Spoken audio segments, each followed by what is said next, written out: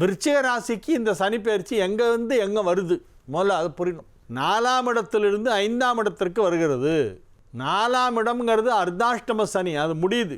அர்த்தாஷ்டம சனி முடிவடைந்து 5ஆம் இடமான பூர்வ புண்ணிய ஸ்தானத்திற்கு சனி பகவான் வருகிறார். நன்மை செய்யுமா? குருவின் வீடு என்பதால் ஓரளவு நன்மை செய்யும்.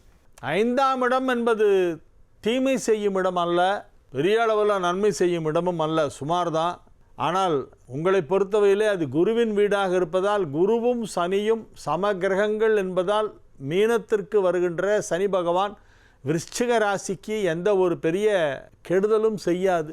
கல்வி பயிலும் விருச்சிக ராசி மாணவியரெல்லாம் கல்வியிலே பெரிய சாதனை படைப்பார்கள். இந்த வருடம் பொதுத் தேர்வு ரிசல்ட் வெளியே வரும்போது பார்த்தா விருச்சிக ராசி பசங்கள்லாம் ஸ்டேட் ஃபஸ்ட்டில் ரேங்க் வாங்கியிருப்பாங்க, ஸ்டேட் ரேங்க்கு.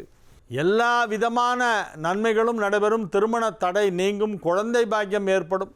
புத்திரகாரகனுடைய வீட்டிலே போய் 3 நாளுக்கு அதிபதியான சனி அமர்ந்து கொண்டு புத்திர பாக்கியத்தை ஏற்படுத்துகின்ற அற்புதமான நேரம். அந்த சனி பயிற்சியும் போது நீங்கள் வணங்க வேண்டிய தெய்வம் முருகன். முருகப்பெருமான் வழிபாடு செய்யணும். எந்தெந்த கோயிலுக்கெல்லாம் போக முடியுமோ போயிட்டு வாங்க. முடிஞ்சால் 6 படை வீடு டூர் போயிட்டு வாங்க. விருச்சிக ராசிக்காரங்கள்லாம் 6 படை வீடு ஃபுல்லாக.